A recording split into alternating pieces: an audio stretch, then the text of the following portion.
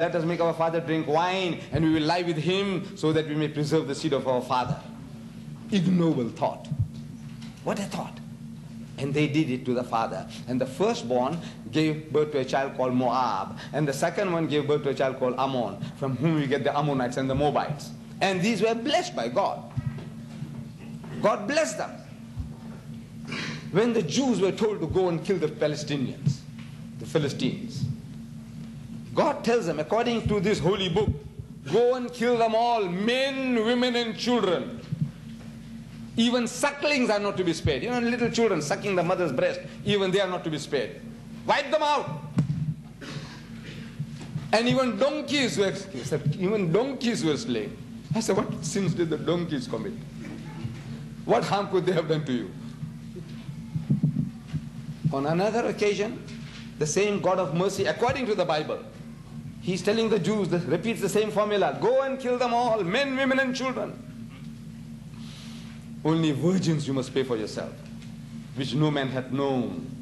And they got for themselves, out of the Palestinian woman, 32,000 virgins, which no man had known. And out of that, 32 was for the Lord, God, His share. Can you imagine God having a share in your virgins? I'm asking, what does He do with virgins? No, in the name of the Lord, the priest will enjoy them. Khabis. And you say it's the book of God. God talking like that? Then you must go and find them out. Which is virgin, if she is not a virgin, kill her. Little children, of course, kill her. With a male or female, kill her. But if they're big enough, and you think they can come into use, verify. Verify. How do you verify? Astaghfirullah. Book of God? I says, no. This is not the book of God, nor is it the book of Moses. Why would he go and drop his brother prophet down to that level of committing incest with his own daughters? Then they tell you that Ibrahim alayhi salam committed incest with his sister. They say Sarah was his sister. Then they tell you that Reuben, one of the sons of Yaqub alayhi salam, he goes and cohabits with his mother on the roof. And he said Israel was told. People told him, he said, look, your son was enjoying his mother on the roof. And he didn't even say oof. He didn't even say ah. He didn't even say poof. Nothing. Nothing. Not one word from him. Imagine. As he was very happy to hear the news. Then Judah, the father of the Jewish race, from whom we get the word Judea, from whom we get the word Judaism, Huda, Yahuda, Yahudi, Judah. He goes and cohabits with his daughter-in-law by the roadside. He's going to Timnah to share his sheep, and he sees this woman sitting by the wayside, and he thinks she's a prostitute, a harlot. So he comes up to her and he says, allow me to I'm only reading the Holy Bible. He says, allow me to come in unto thee. This is classical King James English, which, you know, not King James English, this, our Jimmy Swaggart, he takes oath by this. This is the best Bible that there is, and I'm quoting from there, his Bible, King James Version. It says, allow me to come in unto thee. So she says, what will thou give me? He said, I'll give you a kid from the flock, a goat kid. So what guarantee that thou will give it? Because after you enjoy and you're gone, maybe I never see you again. He said, what guarantee do you want? He said, your signet, means your ring and your bracelet. Maybe they used to wear those things those days. And your staff, you know, the rod of Moses. Asa. So the old man gave it to her, and he cohabited with his daughter-in-law and made her pregnant, and she bore twins. And these twins, Phares and Zara, are the great-grandfathers of Jesus Christ in the Holy Bible. First chapter of Matthew, first book of the New Testament, chapter 1, verse 1, it begins, this is the genealogy of Jesus Christ, the son of Abraham, the son of David. And Abraham begat Isaac, and Isaac begat Jacob, and Jacob begat Judas and his brethren, and Judas begat Phares and Zara of Tamar. Who are these? Look at Genesis chapter 38. It tells you he's a father-in-law, cohabiting with his daughter-in-law, and produces bastard children, children of incest, and they are the great-grandfathers of the Christian God Jesus Christ. A man who had no genealogy, they go and give him a genealogy, 2 genealogies. Between the two, they give him 66 fathers and grandfathers. A man who had no father, they give him 66 fathers and grandfathers. And God is not one of them. Can you imagine? He is the son of God, but he is not there in either genealogy. My son is here at the back. Imagine me dictating to you his genealogy. And I give to him, you know, from memory, 66 fathers and grandfathers. But I'm not one of them. I'm not one of those 66. What am I telling you? What am I telling you? That he is a bastard 66 times over. No?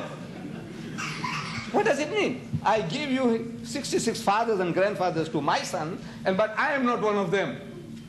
What am I saying? A man who had no father, they give him 66. And out of the 66, there are 6 bastards and begetters of bastards, according to their own records.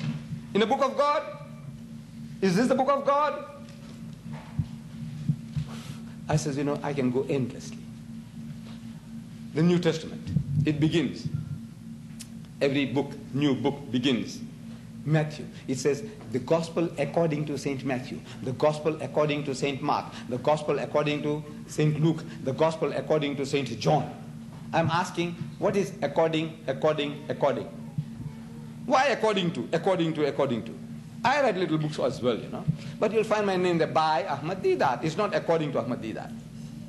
If you wrote it, thinking that I had said or I meant such and such a thing, then you can say, according to Mr. Deedat, this is his theory, or this is what he said. It might not be true. You might have misunderstood. But if I write a book, I put my name. Matthew didn't write his name. Mark didn't write his name. Luke didn't write his name. John didn't write his name. These are anonymous books. And you think, well, maybe, this can only come from Mr. Deedat, so you put Deedat's name.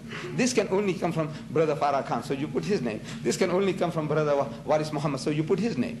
You have no right to do that. Nobody has a right to do that. You are doing injustice to the man. If he hadn't said that, you might not be quoting exact. So, according to Matthew, according to Mark, according to Luke, according to St. John. And internal evidence shows that also that they didn't write the book. This is what you see from the outside, on the heading. The Christians put the heading. So, in the internal evidence, you read Matthew 9:9. I said Matthew 9:9, but Matthew didn't write it. Why do I say that? Matthew 9:9, when Matthew didn't write it. You see, J.B. Phillips, a prebendary of the Chichester Cathedral in England, a paid servant of the Anglican Church, he translated the Gospels into modern English, because the English that I'm quoting to you is a bit archaic, old-fashioned, because I'm reading from the King James Version. A lot of people, they love it. They lap up that language of the King James Version, so I use it. I'm also used to it. But J.B. Phillips, in his preface to the Gospel of St. Matthew's, he says, early tradition ascribed this Gospel to the Apostle Matthew. Early tradition, that's what people said, that this is the book of Matthew. Early tradition ascribed this Gospel to the Apostle Matthew. But scholars nowadays almost all reject this view. Hindu scholars, Muslim scholars, Jewish scholars, no. Christian scholars of the highest eminence, backed by 50 cooperating denominations, they say, this is what they say. Scholars nowadays almost all reject the view that Matthew wrote Matthew. The author, whom we may still conveniently call Matthew, which I'm doing. Instead of telling you the first book of the New Testament, chapter 1, verse 1. Why am I wasting your time, my time? No, I say Matthew 9:9, Matthew 5:17. Conveniently I'm using the word Matthew. See, the author, whom we may still conveniently call Matthew, has plainly drawn on the mysterious Q. This Q, the letter Q, is also in inverted commas. But they're trying to say that Q stands for the German word Quella. Quella means sources.